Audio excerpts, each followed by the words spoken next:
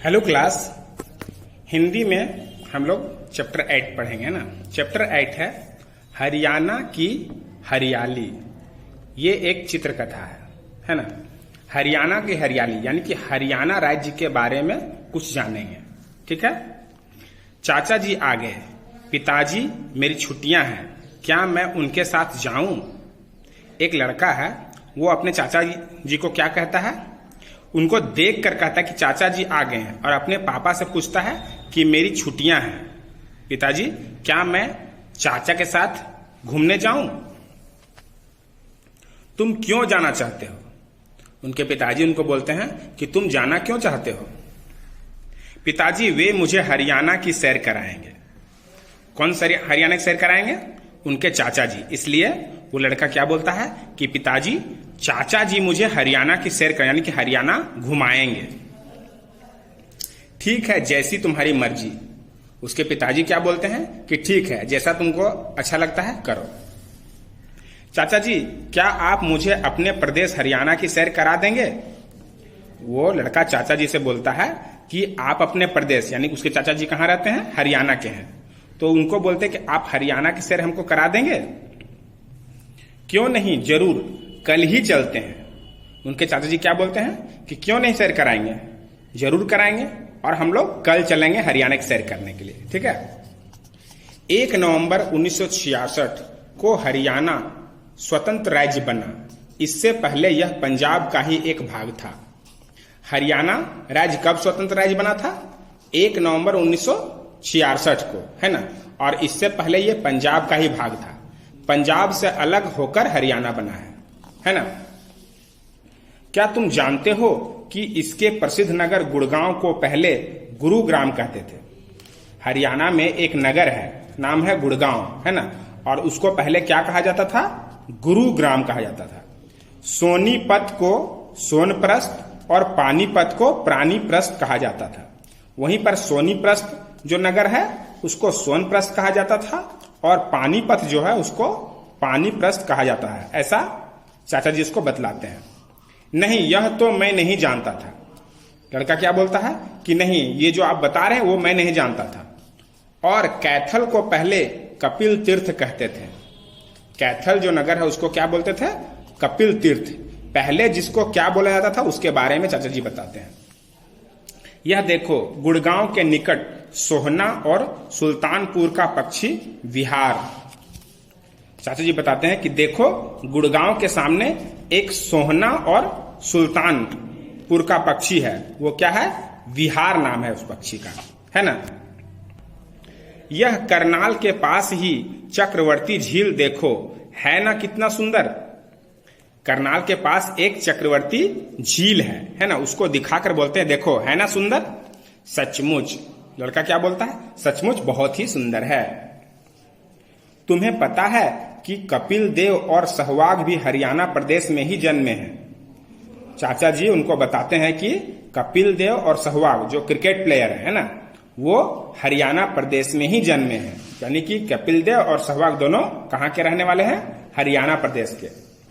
यहाँ के अधिकांश लोग कृषि करते हैं और खूब दूध दही खाते हैं। कहाँ के लोग? हरियाणा के लोग। अधिकांश लोग, हरियाणा का बहुत सारा लोग क्या करता है? कृषि करता है, यानी कि खेती करता है, और खूब दूध दही खाता है। खेती करता है और दूध दही खूब होता है तो दूध दही खाता है हम लोग। इस प्रदेश ने खूब उन्नति की है। ये जो प्रदेश है, कौन प्रदेश? हरियाणा।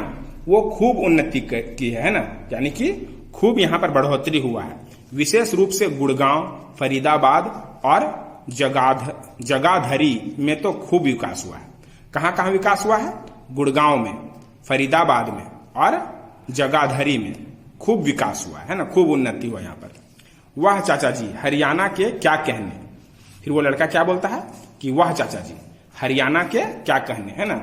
इस चैप्टर में हम लोगों ने हरियाणा के बारे में कुछ कुछ खास खास बातें सीख ली, है ना।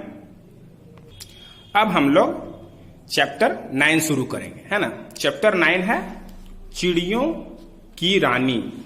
चिड़ियों की रानी कौन है उसके बारे में पढ़ेंगे। ये केवल पढ़ने के लिए एक कविता है, ठीक है। रूप अस्थिर है किंतु गुण सदा रहते हैं।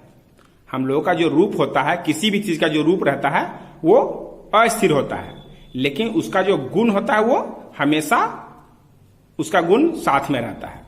इसीलिए गुण का महत्व रूप से बढ़कर है ना।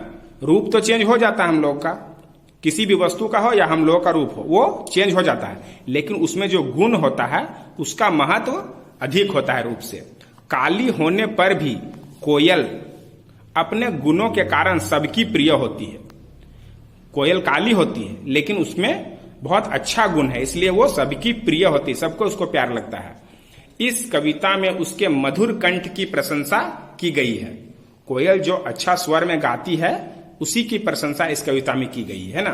तो चलिए हम लोग कविता पढ़ते हैं और उसका भाव जानते हैं। देखो कोयल काली है पर मीठी है इसकी बोली, इसने ही तो कूक कूक कर आमों में मिश्री घोली। देखो कोयल काली है, कवि बताते हैं कि कोयल काली है लेकिन इसकी जो बोली है वो बहुत मीठी है। जब वो कोयल बोलती है तो हमें सुनने में बहुत मीठा लगता है। इसने ही तो कूक कूक कर आमों में मिश्री घोली, ये आम के पेड़ में बैठती है और बैठकर वहीं कूकती है, इसीलिए आम इतना मीठा लगता है ना। कोयल कोयल सच बतलाओ क्या संदेशा लाई हो। कोयल से पूछा जाता है कि सच बतलाओ कोयल रानी क्या संदेशा लाई हो। बहुत दिनों के बाद आज फिर इस डाली पर आई हो, और बहुत दिन के बाद इस डाली पर आई हो, क्योंकि अक्सर हम लोग कोयल को बसंत ऋतु में आम की डाली पर कूकते हुए देखते हैं ना। उसके बाद फिर हम लोग कोयल को इस तरह गाते नहीं सुनते हैं, इसीलिए बोलती है कोयल कोयल सच बतलाओ कि संदेशा क्या लाई हो, और इतने दिन के बाद फिर इस डाली पर आई हो।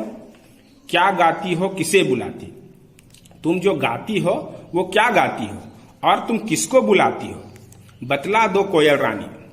कोयल रानी को पूछता है कि कोयल रानी बतलाओ तुम गाती क्या हो और किसको बुलाती हो कूक कूक कर। प्यासी धरती देख मांगती हो क्या मेघों से पानी, क्या तुम प्यासी धरती को देखकर बादलों से पानी मांगती हो। तुम कूक कूक कर बादलों को कहती हो क्या कि धरती की प्यास बुझा दो।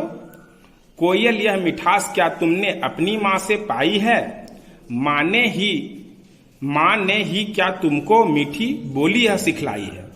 क्या बोलते हैं कोयल को कि कोयल यह मिठास क्या तुमने अपने माँ से पाई है, जो इतना सुंदर तुम मीठा मीठा गाती हो क्या तुमने ये माँ से पाई है, और जो तुम इतना मीठा बोलती हो तो ये तुमको कौन सिखलाया है, क्या तुम्हारी माँ ने सिखलाया है।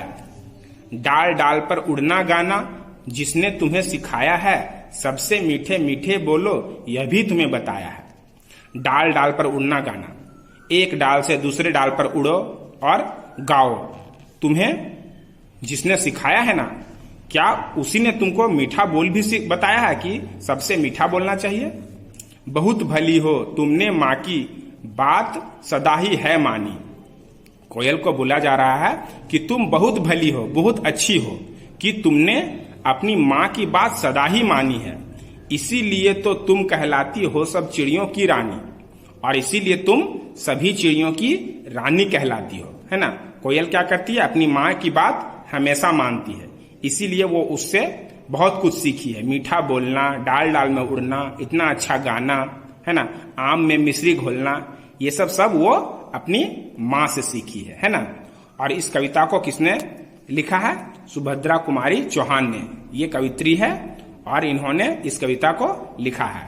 एक बार हम इस कविता को फिर से लय से पढ़ेंगे, है ना।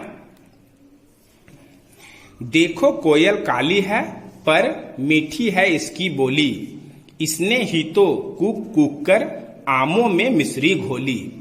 कोयल कोयल सच बतलाओ क्या संदेशा लाई हो, बहुत दिनों के बाद आज फिर इस डाली पर आई हो। क्या गाती हो किसे बुलाती, बतला दो कोयल रानी, प्यासी धरती देख मांगती हो क्या मेघों से पानी।